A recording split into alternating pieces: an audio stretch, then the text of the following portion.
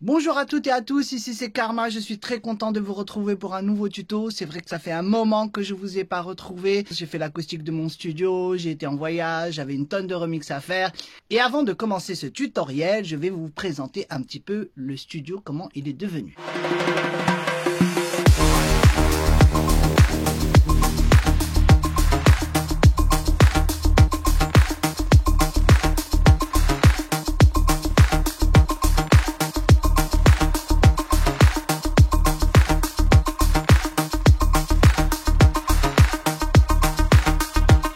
Alors voilà, je suis assis devant Live Ableton. J'ai ouvert ce projet qui s'appelle End of the World et qui sortira sur le label Nocturne Records d'ici quelques jours. Et on écoute ça.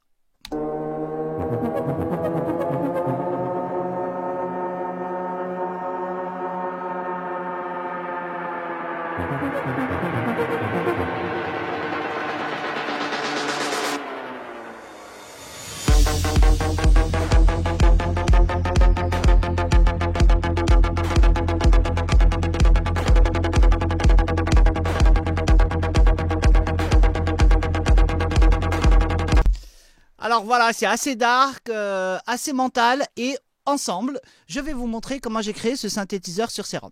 Avant de continuer, bien sûr, je vous invite à souscrire à ma chaîne, activer les notifications et de mettre un petit pouce bleu, ça donne un bon coup de main. A tout de suite.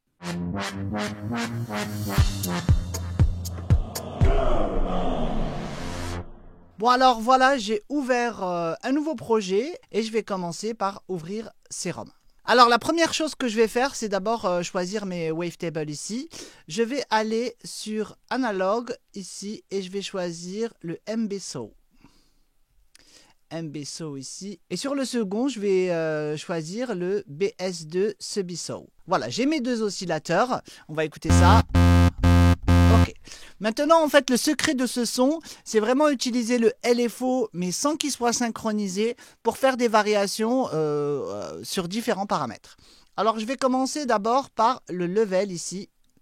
Je vais choisir le LFO 1 et je vais le mettre sur le level ici et sur le level là. Je vais activer le noise. Je vais partir sur le alpha noise. Et pareil, je vais mettre le LFO ici. L'idée ici, c'est que le LFO module les volumes de mes deux oscillateurs et de mon noise. Comme ça, en dents de scie. Je vais écouter ça. Ok, ça marche plutôt bien déjà, mais la vitesse est vraiment très très lente. Alors le secret ici, c'est de ne pas mettre en BPM, mais plutôt en Hertz. Voilà, du coup, quand je vais varier la vitesse du LFO, ça va me créer ce petit mouvement qui va être très intéressant. Ce n'est pas fini maintenant, on va utiliser ce même LFO pour moduler le filtre. J'allume le filtre et je fais une modulation en activant l'oscillateur B et le noise pour qu'il passe également sur le filtre. Et je vais mettre ça également en positif, pas juste positif et négatif. Je vais écouter ça.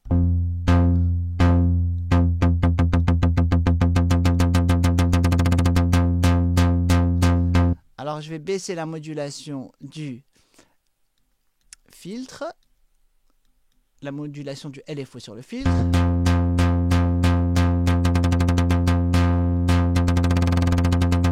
Et là, on commence déjà à avoir un truc intéressant, mais ce n'est pas fini. Là, j'aimerais créer une autre variation sur d'autres paramètres.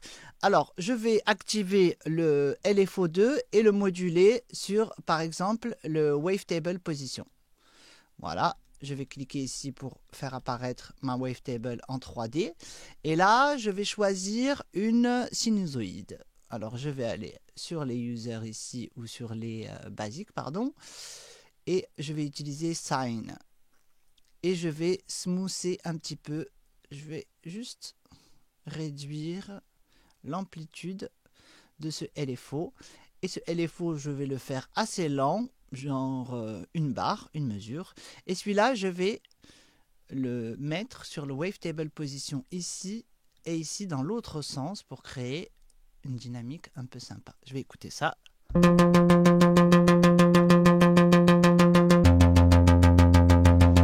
coup, quand on module le LFO ici, le premier, toujours, ça change la vitesse de cette variation, de ce mouvement.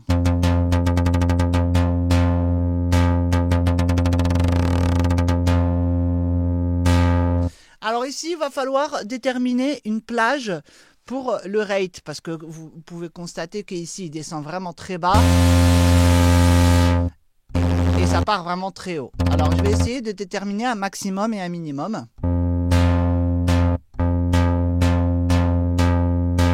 Voilà, ici pour le minimum, c'est pas mal. Alors, je vais le mettre ça sur le macro et je vais déterminer le maximum aussi. Là, c'est beaucoup trop. Voilà. Du coup, sur mon macro 1, j'ai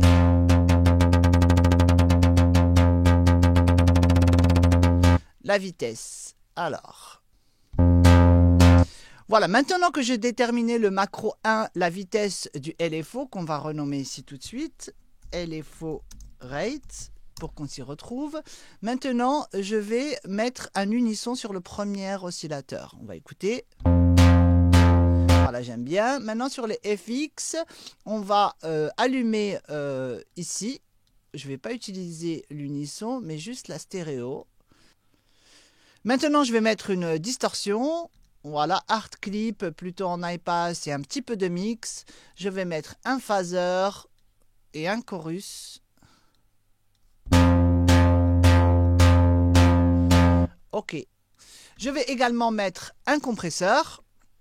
Voilà. Et enfin, une reverb. Et cette reverb, je vais également la contrôler avec les macros pour avoir une variation sur la reverb directement sur le macro. On va écouter. Voilà, on va régler ça en plate. Un peu plus de size. On va couper les basses. Voilà, c'est pas mal. On va baisser ici un petit peu la modulation. Et enfin un filtre qui va être un passe bas. Et que je vais mettre également sur le macro pour avoir... Alors ici, ça va être reverb. Et là, low pass filter. Voilà, du coup, j'ai mes 3 boutons ici. Et je vais pouvoir contrôler tous les éléments dont j'ai besoin.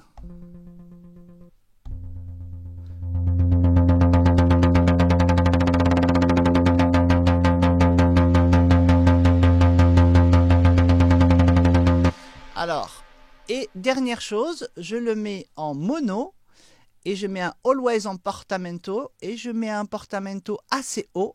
Parce que si vous regardez ma mélodie, j'ai envie que les notes descendent vraiment très lentement d'une note à l'autre pour créer cet effet de pitch qui descend vraiment très lentement. Maintenant, on va écouter comment il donne.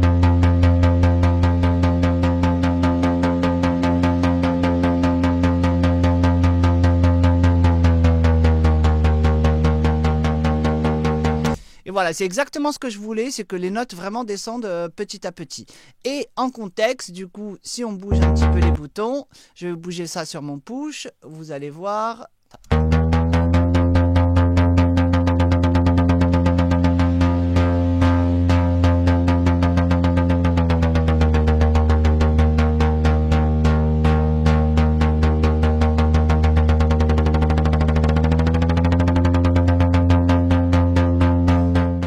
Voilà, j'espère que ce tuto vous a plu. Évidemment, vous pouvez enrichir ce son en rajoutant des reverbs et des delays dans des effect tracks, etc. Je vous retrouve très bientôt pour un nouveau tuto. N'oubliez pas de checker ce super EP qui sort sur Nocturne Records d'ici quelques jours. Et je vous retrouve très bientôt. Ciao! Come on.